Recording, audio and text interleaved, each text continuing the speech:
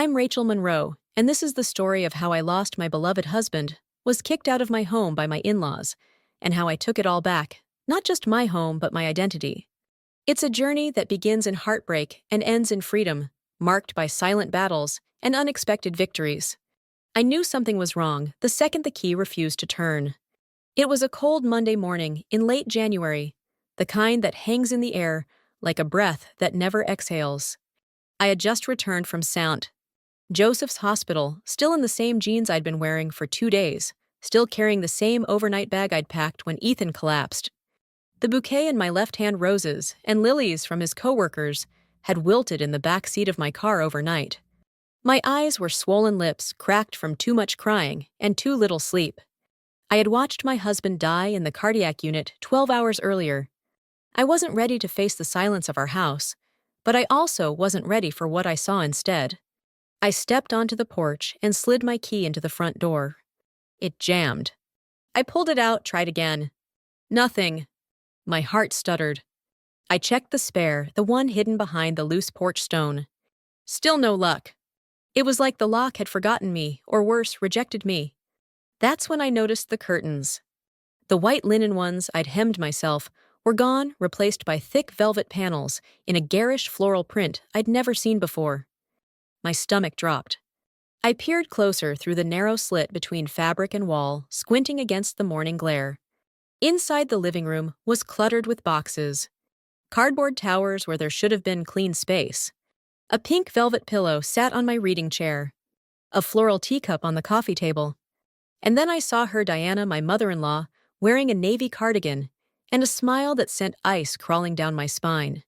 She was sipping tea, my tea from the wedding, China, Ethan and I had saved for 3 years to buy. Across from her, casually tossing throw blankets into a basket, was Jocelyn, Ethan's younger sister. They were laughing, moving in like I didn't exist. Like Ethan hadn't died the night before. I knocked, no answer. I knocked again, louder this time, fists trembling, throat raw. After what felt like forever, the door cracked open.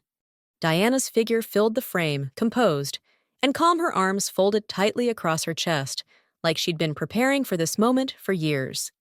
"Rachel," she said, tilting her head. "Didn't expect you so soon." "What's going on?" My voice shook. "Why can't I open the door?" She leaned against the frame, perfectly poised. "Because, dear, you don't live here anymore."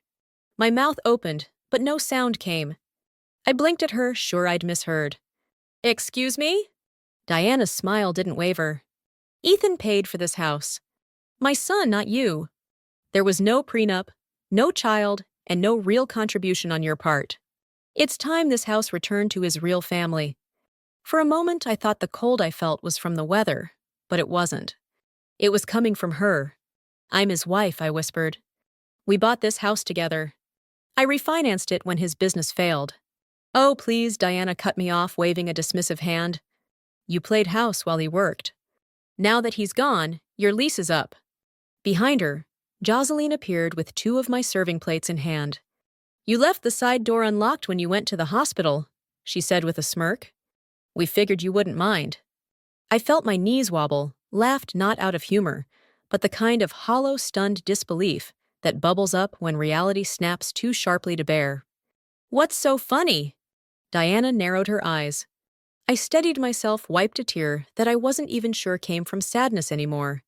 "You're unpacking pillows and pouring tea in a house you think belongs to you," I said slowly, "but you have no idea what you've just stepped into." The smile on Diana's face faltered just for a second. It was the only crack I needed. I turned and walked back to my car. My keys were useless now, but I had something better, something she didn't know about yet. And by the time I was done, Diana would wish she'd never touched a single cup in my kitchen. 2 years earlier, almost to the day, I sat at the edge of our front porch. This very porch, watching Ethan run his hands through his hair in frustration. It was January then, too, just colder, darker. His startup had collapsed the week before. The bank had frozen his business accounts. His credit score had tanked. I remember the way he couldn't look at me directly when he said it. "They might take the house, Rachel." He wasn't a weak man. But that day, I saw him cracked open in a way I never had before. It was the same house Diana now claimed belonged to the real family. I made a decision the next morning. Quietly, without a word to Ethan, I got dressed, drove to the credit union, and started the refinance process. I moved the mortgage into my name, using the small nest egg I'd been saving since I left my interior design job 10 years ago. I hadn't told anyone. Not Ethan, not my parents, and certainly not Diana. She would have used it as proof that he'd failed as a man. The process took weeks. I picked up a freelance job to start making the payments. Ethan never asked where the mortgage confirmations were going. He was too busy recovering emotionally and physically. I kept things afloat, fixed, the faucet budgeted, the groceries painted the hallway. I watched our home survive on the strength of my silence. Diana, of course, never knew. She only visited on holidays, never stayed long. She hated the South. Thought Savannah was too humid, too soft, too forgiving. I'd hear her voice echo through the guest room. Ethan, you were meant for more than this. This floral wallpaper and street jazz. And Ethan would smile that tired smile and whisper to me later in bed. She just doesn't understand peace. I never wanted to confront her. Not then, not even now. I just wanted space to grieve, to be alone in the only place that still smelled like him. Instead, she changed the locks. I sat in my car outside the house for a long time after that confrontation. The January air seeped into my coat, but I didn't move. I didn't cry. It was like my body didn't even know how to react anymore. How do you process being widowed and homeless on the same day? Eventually, I drove to a motel just off Highway 204, a place that reeked of bleach and mold and something vaguely chemical. I used Ethan's emergency credit card, the only one still active, and rented a room for 3 nights. I sat on the edge of the bed, staring at my bag. I hadn't packed clothes, just hospital papers, a book I never opened, and the last voicemail Ethan left me. The night before, his heart gave out. I played it once, twice. Then I shut my phone off. That night I didn't sleep. I kept picturing Diana sitting in my chair, Jocelyn eating off my plates, and the hallway filled with boxes of their things. They hadn't even let the body go cold before staking their claim. The next morning, Tuesday, I woke up to the sound of church bells.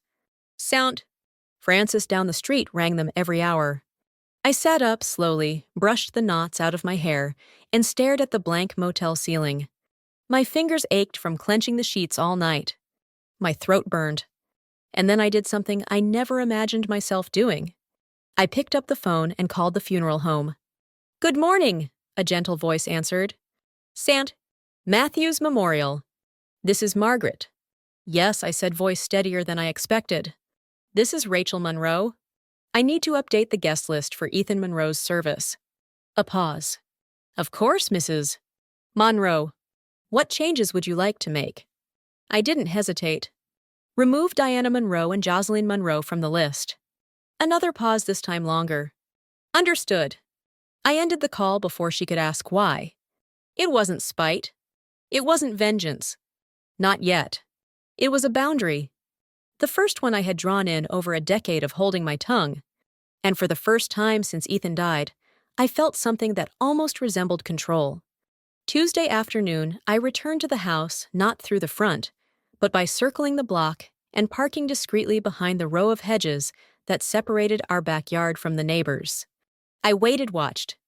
Diana's car wasn't in the driveway. No sign of Jocelyn either. The side door, the one leading from the laundry room to the back porch, had always had a faulty latch. Ethan meant to fix it for months. I knew how to slip it open without a sound. Inside the house smelled different. Not bad, just foreign. The lavender air fresheners I hated were everywhere. My framed photos had vanished from the hallway walls, replaced by landscape prints I didn't recognize. There was a sharp pang in my chest as I realized someone had rearranged the throw pillows on the couch. Ethan's side of the sofa was empty. No blanket, no coffee mug, no trace. I didn't have time to mourn. I moved quickly. Ethan's office was tucked in the back of the house between the guest room and the laundry. A small windowless room filled with wires, books, and the smell of his cologne. Diana hated that space. She called it a digital junkyard. That's why I figured she wouldn't touch it. I was right. The room was just as he left it. Chaotic, overly organized in that way, only he understood. Papers stacked into columns, receipts, half-sorted USBs, labeled in his neat all-capital handwriting. I stood in the doorway for a moment, letting the silence settle around me like a second skin. Then I went to work. Top drawer receipts from a freelance job. Second drawer business cards, old flash drives, and a sticky note reminding him to cancel a dentist appointment. I rifled through them all, unsure what I was looking for. Just chasing a memory or maybe a signature. Anything that could tie him, this place, and me back together. And then I saw it. A slim black folder wedged between two instruction manuals on his desk. Across the top, in his unmistakable hand, "Postnup, do not discard." I froze. We never signed a prenup. Not once. We married in our mid-30s, broke, but in love, trusting each other implicitly. Ethan joked that paperwork ruined the romance. But a postnup? I opened the folder slowly. Inside were 3 printed pages on legal letterhead, dated 2 weeks after our second anniversary. I scanned for my name, his name, signatures, terms, and there it was, under a highlighted clause. In the event of the husband's passing, all jointly owned assets, including real estate, are to be transferred wholly to Rachel Monroe, unless otherwise specified in a last will and testament. There was no will, but this was binding.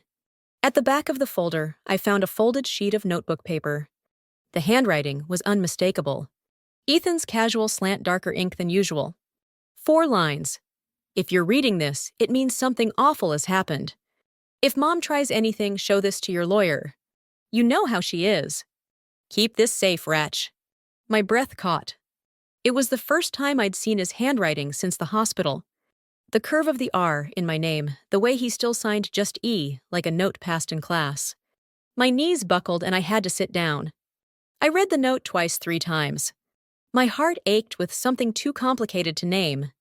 Grief, vindication, guilt, maybe even gratitude. Ethan knew on some level, he knew Diana wouldn't stop. And despite all his flaws, he had tried to protect me the only way he knew how. I tucked the folder into my coat and left the house through the back door, just as I'd come in. That night, back at the motel, I didn't sleep again. But I didn't cry either. Instead, I stayed up rereading the postnup until the words stopped blurring, and by sunrise, I had called Angela Flores, my old college roommate turned real estate attorney, and scheduled a meeting, because now I had the paperwork and just enough anger to use it. Wednesday afternoon arrived gray and listless, the kind of day where even the sun seemed reluctant to show up. I had just returned from my meeting with Angela, who, despite not seeing me in years, had wrapped me in a hug like no time had passed. She didn't ask how I was, just looked me in the eye and said, "We're going to make this right?" I was halfway through a bowl of instant soup in the motel kitchenette when I heard it. The sharp knock at the door.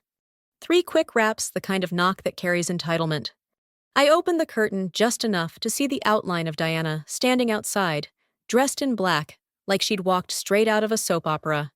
Next to her was a man in a gray suit, square jaw, clipboard in hand, wedding band gleaming.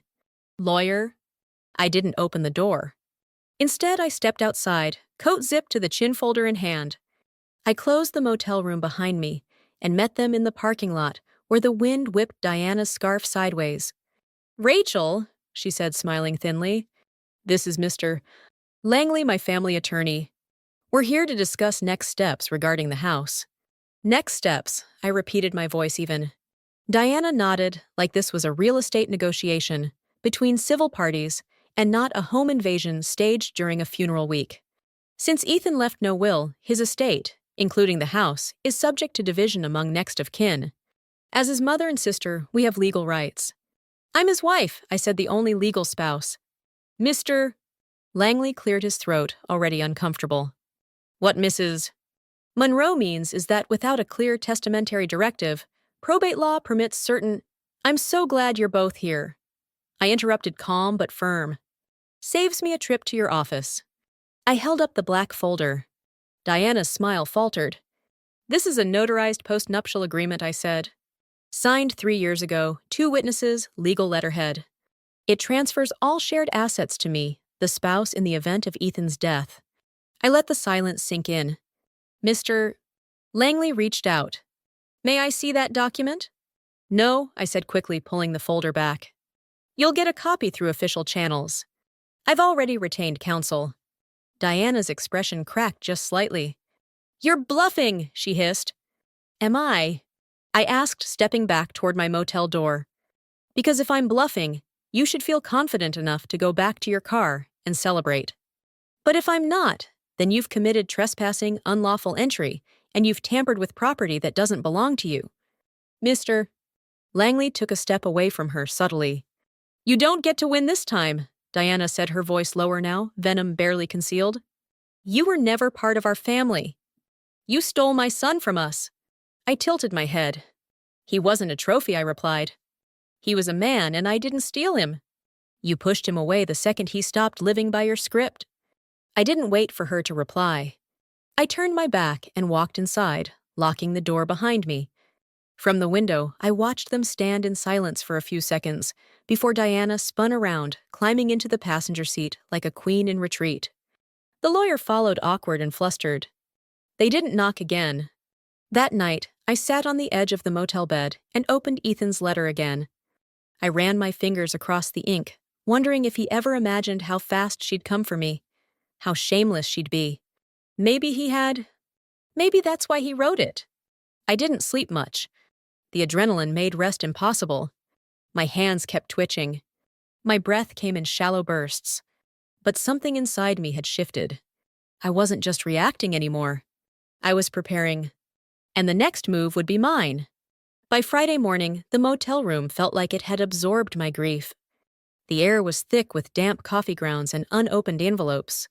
I was sitting at the small fold-out table, trying to focus on sorting the funeral arrangements again. Music eulogy seating plan when I noticed the envelope. No stamp, no return address, just slid under the door sometime during the night. I stared at it for a long time before picking it up. Inside was a neatly typed document from the Chatham County Probate Court. The letterhead was crisp, the ink fresh. My name was printed in bold near the top. Rachel Monroe, respondent. My pulse jumped. To whom it may concern, this court has received a formal petition filed by Mrs. E.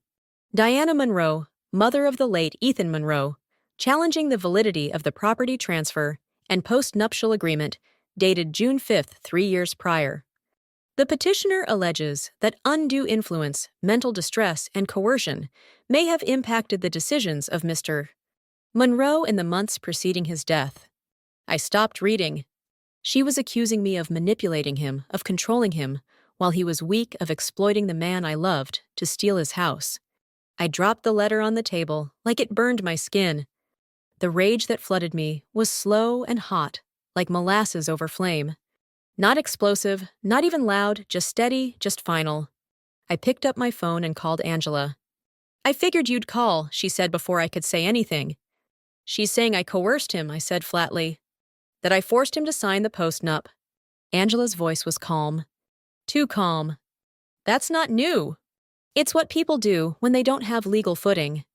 They sling mud and hope something sticks. She wants to take everything I whispered. Not just the house. She wants to rewrite who he was, who we were. She wants control, Angela corrected. This isn't about money, Rachel. It never was. I stared at the corner of the ceiling, feeling that cold motel air wrap around my ankles. I want to fight her, I said. Not just stop her. I want to destroy her. Angela paused.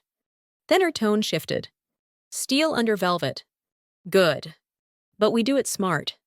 You don't speak to her. You don't respond. You let me build this like a wall, one brick at a time. We hung up. I stared at the court letter for a long time, then folded it, slid it back into the envelope, and tucked it into my suitcase. That afternoon, I received a text message from a number I hadn't seen in over a year. James Harding, Ethan's former business partner. Hey, Rachel. I don't want to get involved, but Diana reached out. She asked about Ethan's mental state during the last few months. Wanted to know if I had emails, medical stuff, anything about confusion or forgetfulness. I didn't say anything, but she mentioned that one investor meeting, remember? He came back pretty out of it. Just wanted to give you a heads up. I stared at the message until the screen went dark. Of course I remembered that day. 3 months before Ethan died. He'd come home from a client meeting, pale and shaken. Said he forgot where he parked. Forgot the name of the guy he just met. He blamed it on stress insomnia, too much caffeine. But Diana, she must have gotten wind of it. She was building a case. If she could convince the court that Ethan hadn't been of sound mind, even if it was all circumstantial, she could unravel everything. Undue influence was hard to disprove, especially if it came with whispers, with concerned family, and unanswered questions. That was the moment I remembered something Ethan said almost offhand one night after dinner. I have an appointment at St. Michael's next week, he'd said. Neurology just to rule stuff out.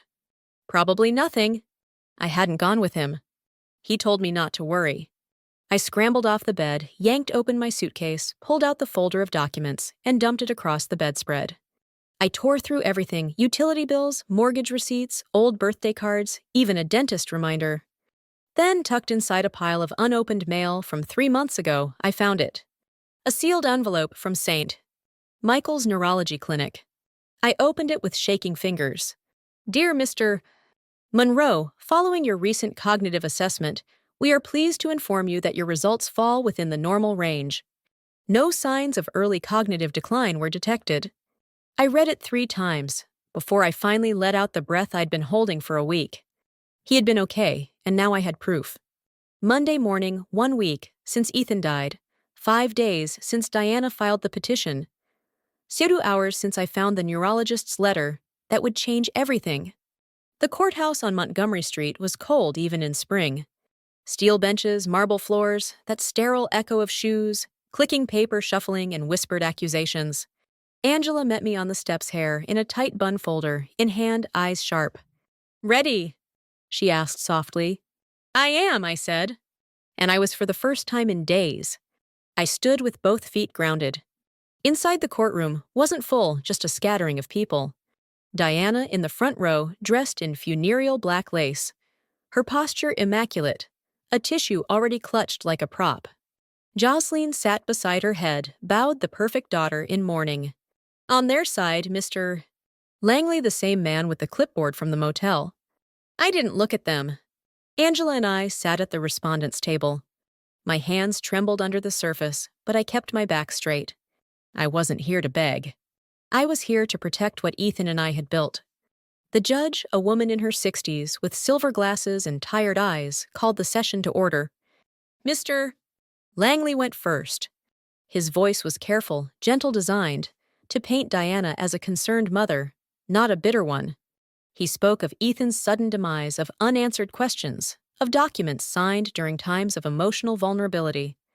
He avoided the word coercion, but let it hover in the air like smoke. Diana cried once right on cue. Angela stood slowly when it was our turn. She didn't perform. She didn't raise her voice. She simply laid down the facts, like cards in a poker game. The notarized postnup, the house deed in my name, the mortgage payments made exclusively from my account, and finally, the letter from St. Michael's, signed, dated, sealed. Angela handed the copy to the judge and said one sentence that quieted the entire room. This is dated 3 months before Mr. Monroe's death and confirms his full mental capacity. Mr. Langley stammered, tried to pivot. Even so, Your Honor, we must consider the emotional dynamics. Do you have documentation? The judge asked flatly. Medical records testimony from a licensed physician, any evidence of diminished capacity. He faltered. No, Your Honor. Then I see no grounds, the judge said, already writing. The postnuptial agreement is legally binding. The deed is in Mrs. Monroe's name. This house legally belongs to her. Case dismissed. Just like that, the gavel came down like thunder in my ears. I didn't cheer. I didn't smile. I just exhaled, long, slow, and silent. The kind of breath you don't realize you've been holding until you finally let it go. Outside the courthouse, the sky was a deep blue. Birds chirped in the oak trees like nothing had happened at all. I didn't expect her to follow me, but she did. Diana caught up on the courthouse steps, heels clicking like gunshots on stone. You may have won the house, she said, voice like glass. But you'll never erase me. I'm his mother. I turned slowly. You already erased yourself, I said. She blinked. What? You erased yourself the moment you tried to rewrite who he was. The moment you broke into our home, stole his things, lied under oath. Ethan knew who you were, Diana. That's why he wrote the letter. That's why he signed the postnup. Her face cracked. Not much, but enough. I leaned in. And if you come near me again, I won't need a courtroom to protect myself. I've already filed the restraining order. She stepped back. You can't keep me from his funeral, she hissed. I already did, I replied without raising my voice. I called the funeral home the morning after you changed the locks. Your name is off the list. If you show up, they'll escort you out. Her mouth twisted. You vindictive little... No, I said cutting her off. I'm not vindictive. I'm free. And I walked away head high, not once looking back. The chapel smelled like lilies and cedar polish. It was Tuesday, exactly 1 week after Ethan's heart gave out. The service had been scheduled for noon, but by 11:15, the pews were already filling. Friends, neighbors. A few of Ethan's old clients. Some had driven in from Atlanta, others from Charleston. Many hadn't seen us in years. I'm so sorry, they whispered as they hugged me. He loved you so much. He always talked about your garden plans. He said you were the only calm he ever knew. I nodded, smiled softly, swallowed words I couldn't afford to speak. Angela arrived just before 11:30 and sat quietly near the front, not as my attorney today, but as a friend. She didn't say anything. She didn't need to. The musicians tuned quietly in the corner. The minister stood near the altar, flipping through notes.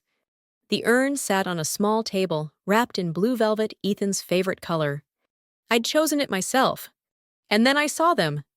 2 silhouettes slipping into the back pew, barely noticeable if you weren't looking. But I was. Diana Jocelyn, dressed in black, perfectly coordinated hair, pinned veils, subtle but unmistakable mourning clothes, theater costumes, masks. They weren't on the guest list. I'd made sure of that. The funeral home had assured me they would be stopped at the door, but someone must have looked away at the wrong moment.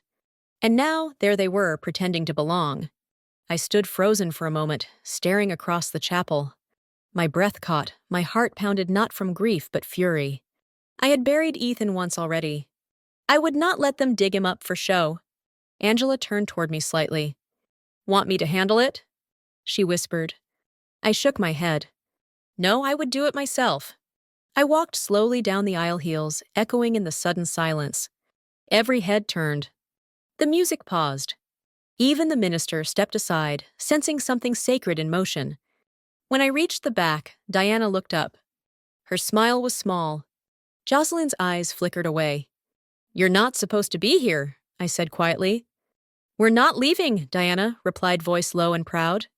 I gave birth to him. Then you should have respected his wishes, I said. I'm his mother and I'm his wife. My tone didn't rise. The only one he chose.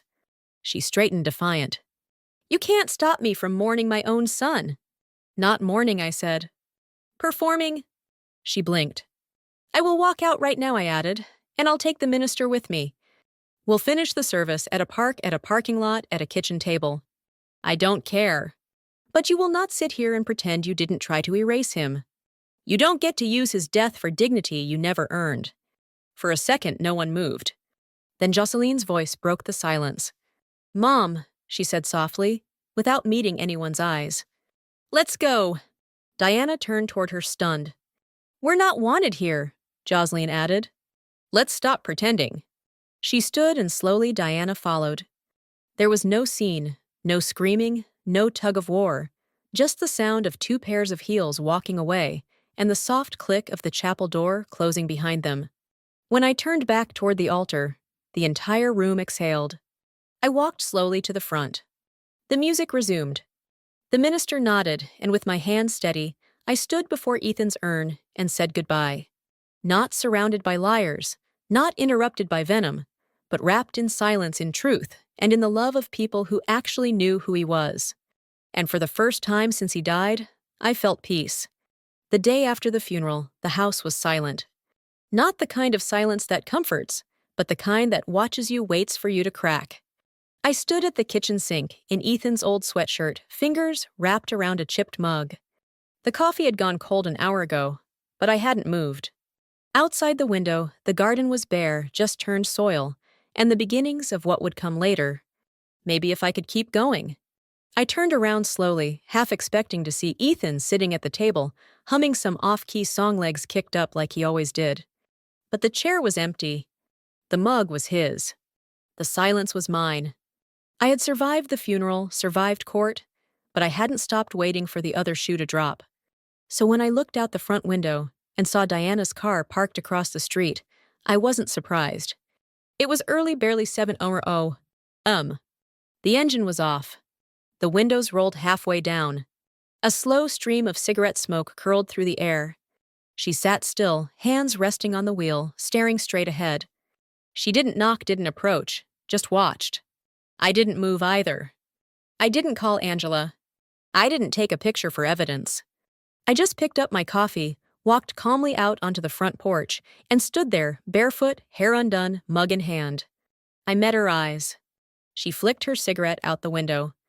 The car rumbled to life. And then she drove away. No threats, no shouting, no final word, just gone. But I knew it wasn't surrender. It was retreat. A reminder, her way of saying I still exist. I went back inside, locked the door, and exhaled. That night I didn't sleep. Not from fear. Not anymore. But from something quieter, heavier, like my body still bracing for impact, even when the danger had passed. For 3 days, she didn't come back. I spent them cleaning, sorting Ethan's files, touching every drawer and surface he'd once used. The process was brutal. Each receipt a memory, each pen, with his bite mark, a tiny cut to the chest. On the third afternoon, I found his old gardening notebook, the one he used to fill with plans, doodles, dreams of a backyard space where things could grow without judgment. He had drawn marigolds, labeled every seed, even taped down a packet with a note. For Ratch one day when you're ready. I wasn't ready, but I went outside anyway. I dug where he marked, turned the soil with bare hands, planted every seed, watered them, gently sat beside them as the sun went down. And for a moment, I forgot the lawsuits, the accusations, the funeral seating chart. I remembered his hands, his laugh, his stupid gardening hat. And when I went back to the front door that night, I found the envelope. No stamp, no handwriting, just 6 words printed in bold block font on a sheet of plain paper. This house will always be mine. I stared at it for a long time. Then I laughed, not bitterly, not out of rage, just lightly, with something that sounded like release. She had nothing left. No claim, no proof, no presence, just 6 words from a woman who had already been removed from my will, my wedding, my life. I took the paper outside, walked to the garden, dug a small hole in the soil under Ethan's marigold bed, buried the letter, deep covered it with earth fertilizer. I thought maybe something good would grow from it. I brushed the dirt from my fingers and whispered, "You don't haunt me anymore." Then I went inside and made tea with cinnamon, because Ethan always said grief needed something sweet. Spring came early that year. The air smelled like turned earth and lemon blossoms. The garden outside, once just dark soil and scribbled dreams in Ethan's notebook, was beginning to stir. Shoots pushed through the dirt, small and stubborn. Green things fought their way toward the sun. Every morning, I watched them with coffee in hand, wrapped in Ethan's flannel shirt. No makeup, no expectations, just breath. I didn't hear from Diana again. Not a letter, not a phone call, not another car parked across the street. Whether it was the restraining order or the garden, or simply the truth finally sinking in, I didn't know and I didn't care. She was no longer present, just a shadow in the rearview mirror, a past tense. The house changed with the season.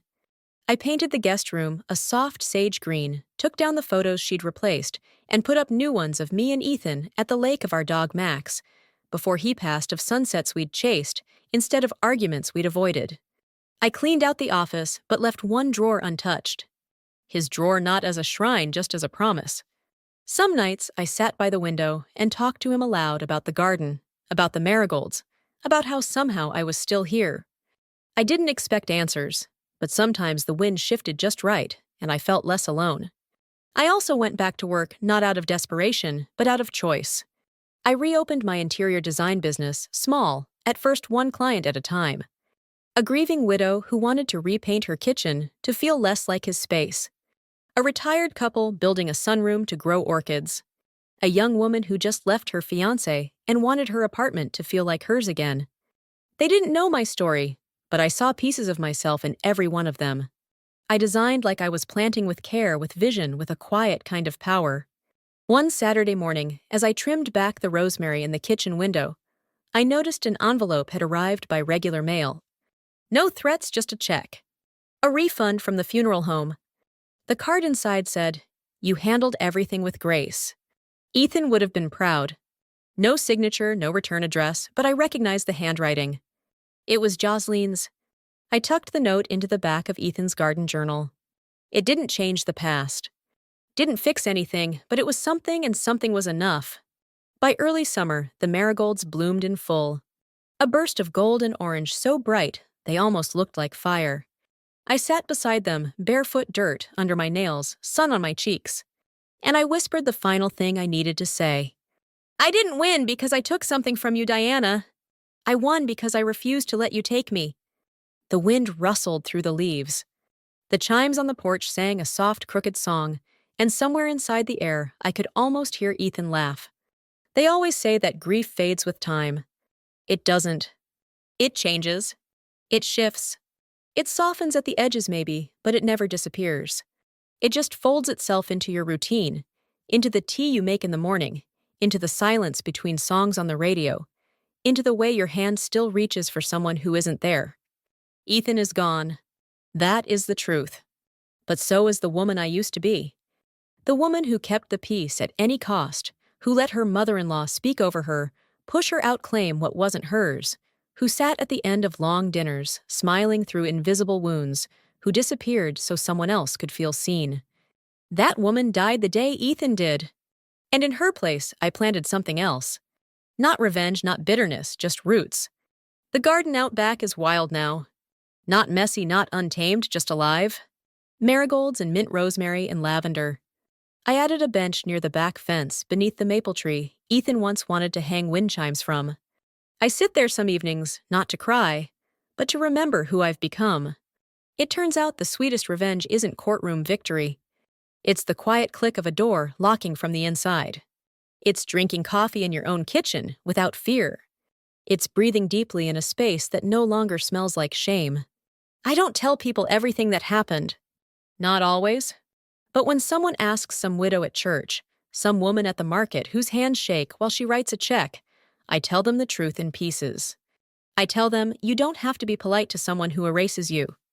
You're not selfish for locking your doors. You don't owe anyone access to your peace. And then I tell them about the garden. How it bloomed from a battlefield. How it feeds me, calms me, holds me.